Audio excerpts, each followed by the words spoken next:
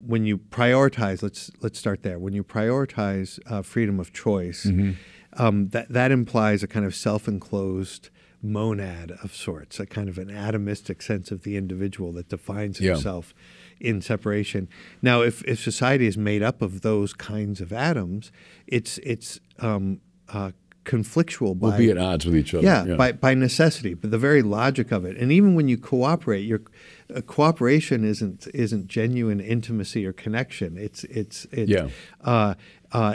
the other side of manipulation. So there are all sorts of subtle ways that the violence remains as part of the cooperation. That sort of radical individualism, as you pointed out, it's very evident in Hobbes, requires a strong centralized government. So ironically, radical individualism coincides with a kind of an absolutist sense of governance. And there you have this arrangement that the government in one respect says, we're not going to be determining, we're not going to be guiding you, we're simply going to be establishing rights. But because there's such a disorder, the very clearing of space for rights becomes a kind of an intrusive organization and direction. And so we begin to think of things like safety as the highest good that organizes our society. That becomes directive and not just protective. Right. Yes. And to your point, too, in other books of yours, everyone's got some overarching sense of the good. Right. Even if you're denying it. And you say, oh, I'm not for all this metaphysical stuff. Yeah. Everyone has something that positions everything else. That's right. There's some summum bonum in the system, right? Inevitably. And you could say with the liberal system, it is just that. It's the protection of the individual, or it's keeping individual choice, safe or whatever. But there is an overarching sense of the good. So the argument that no, all liberalism is doing is clearing a kind of neutral space in which many points of view can flourish is not really credible, is it?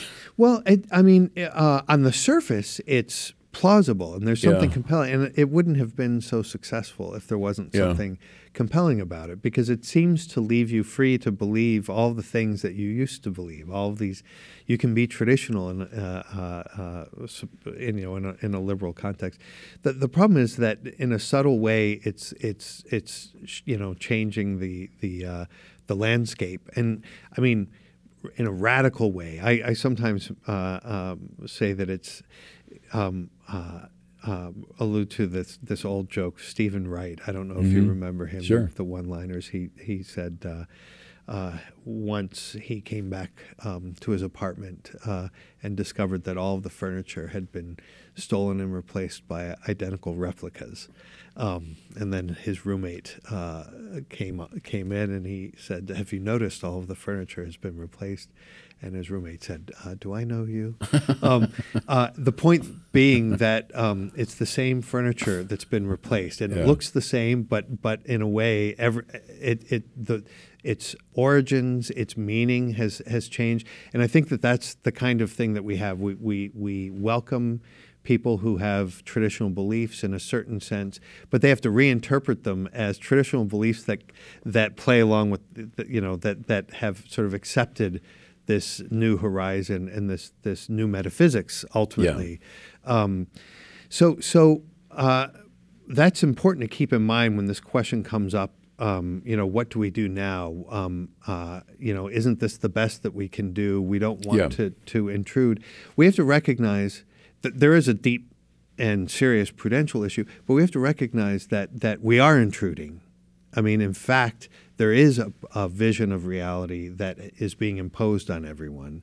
It's not as if the choice is between a neutrality and a substantial vision of the human being. In any event, they're competing substantial visions. Exactly. And that then it's a fair discussion. Then you can actually have an open discussion. Right, and it's on the same plane, the metaphysical plane.